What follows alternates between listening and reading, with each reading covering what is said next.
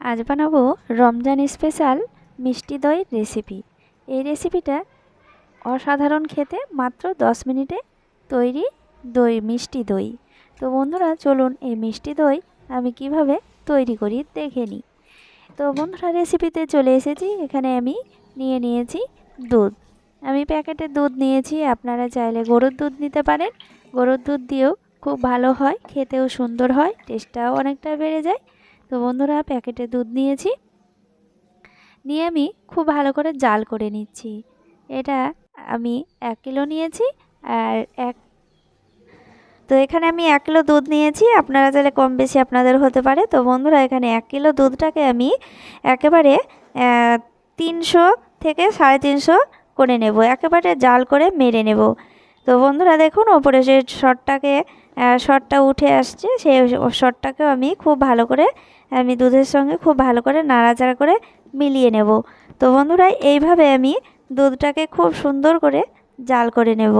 যতটা দুধটা মরবে কিন্তু বন্ধুরা দইটা খেতে দারুণ লাগবে। তো বন্ধুরা দেখতেই পাচ্ছেন কতটা কমে গিয়েছে, দেখেই বুঝতে পেরে গিয়েছেন কড়াইয়ে দাগ হয়েছে। তো বন্ধুরা দেখতেই পাচ্ছেন। তো এরপরে আমি দুধটাকে নামিয়ে নিচ্ছি। দুধটাকে নামিয়ে নিয়ে আমি আরেকটি কড়াই চাপিয়ে দিচ্ছি।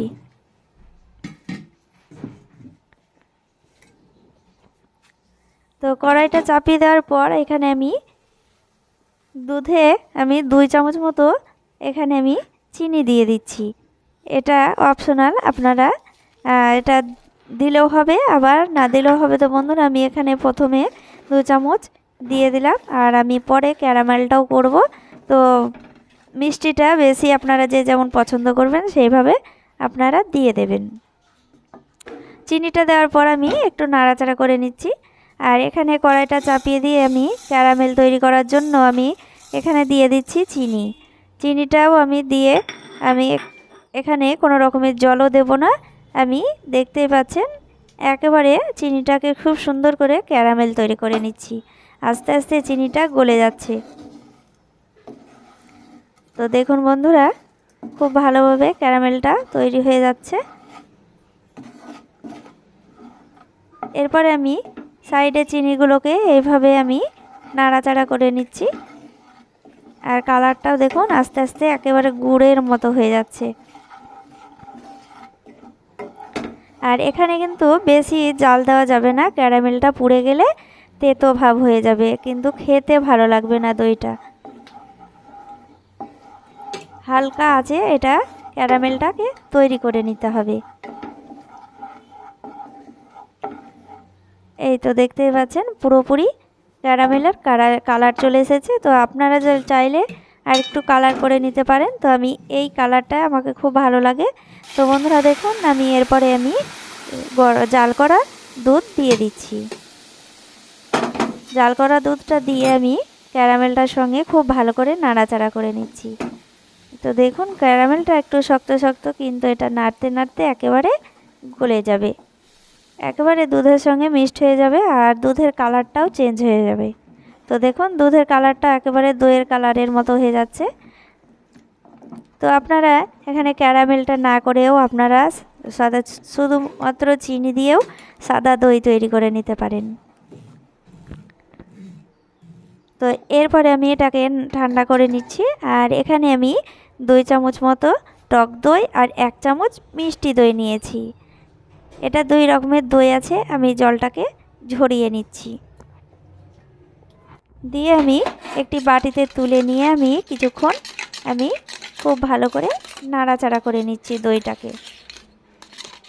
টক দই আর মিষ্টি দই একসঙ্গে মিক্সড করে এভাবে নাড়াচাড়া করে নিচ্ছি। এই যে দেখতেই পাচ্ছেন। এরপরে আমি দুধে দিয়ে দেব, জাল করা দুধে দিয়ে দেব। আর দুধটা এই যে দেখতেই পাচ্ছেন আমি আঙুল দিয়ে দেখে নিচ্ছি কতটা ঠান্ডা হয়েছে, মানে যতটুকু সহ্য করতে পারবেন সেই রকম করেই ঠান্ডা করে নিতে হবে দুধটাকে। এরপরে আমি দিয়ে দেব দই, ফ্যাটানো দইটাকে আমি দিয়ে দিচ্ছি। হালকা কুসুম দুধটা গরম থাকবে সেইভাবে। তারপরে আমি এরপরে দিয়ে দিচ্ছি দইটা দিয়ে আমি খুব ভালো করে আমি নাড়াচাড়া করে নিচ্ছি। যে দইটা একেবারে গলিয়ে নিতে হবে। এই যে দেখতে পাচ্ছেন খুব ভালো করে আমি মিক্সড করে নিয়েছি। তো এরপরে আমি একটি পাত্রে ঢেলে নিচ্ছি। স্টেনলেস স্টিলের পাত্রে আমি ঢেলে নিচ্ছি। আপনারা চাইলে ভাঁড়েও দইটা বসিয়ে নিতে পারেন। তো এরপর আমি বাটিতে আমি ঢেলে নিলাম। এই যে দেখতেই পাচ্ছেন পুরোটাই আমি ঢেলে নিয়েছি। এরপরে আমি পেপার লাগিয়ে নেব। তো আপনারা পেপার লাগিয়ে একটি গরম জায়গায় ভালো করে একটি গরম কম্বল বা গরম কোনো কাপড় দিয়ে ভালো করে ঢেকে রেখে দেবেন। আর এখানে আমি কাপড়টাকে তুলে নেব, খবরের কাগজটাকে নিয়ে আমি কড়াইয়ে দিয়ে দিচ্ছি জল, আর পরিমাণ মতো জল দিয়ে দিচ্ছি। আধ গ্লাস মতো জল দিয়ে আমি বাটিটাকে বসিয়ে দিয়েছি আর কাগজটাকে তুলে নিয়েছি।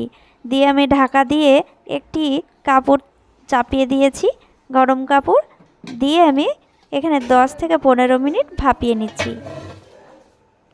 10 থেকে 15 মিনিট পর ভাপিয়ে নিয়েছি। তো দেখুন আমি এবার 10 মিনিট পর আমি নামিয়ে নিচ্ছি। এই যে দেখতেই পাচ্ছেন 10 মিনিট পর আমি গ্যাসটাকে অফ করে দিয়েছি আর 5টা মিনিট আমি ওই গরম ভাপে রেখে দিয়েছি। তো বন্ধুরা দেখতেই পাচ্ছেন এরপরে আমি নামিয়ে কিছুক্ষণ ঠান্ডা করে নিয়ে আমি ফ্রিজে রেখে দেব। কালারটাও দেখুন খুব সুন্দর এসেছে। আর এই দইটা কিন্তু বন্ধুরা দারুণ লাগে খেতে। তো এইভাবে আপনারা তৈরি করে নেবেন।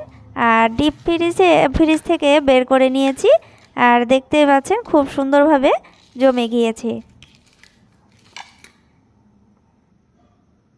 তো বন্ধুরা দেখতেই পাচ্ছেন কতটা সহজে রেডি হয়ে গেল ভাপা দই মিষ্টি। তো বন্ধুরা দেখতেই পাচ্ছেন এইভাবে আপনারা বাড়িতে অবশ্যই তৈরি করবেন। আর রেসিপিটা ভালো লাগলে অবশ্যই লাইক কমেন্ট শেয়ার করবেন। আর বেশি ভালো লাগে থাকলে পাশে থাকার জন্য অনুরোধ রইল। তো বন্ধুরা সবাই ভালো থাকেন, ধন্যবাদ।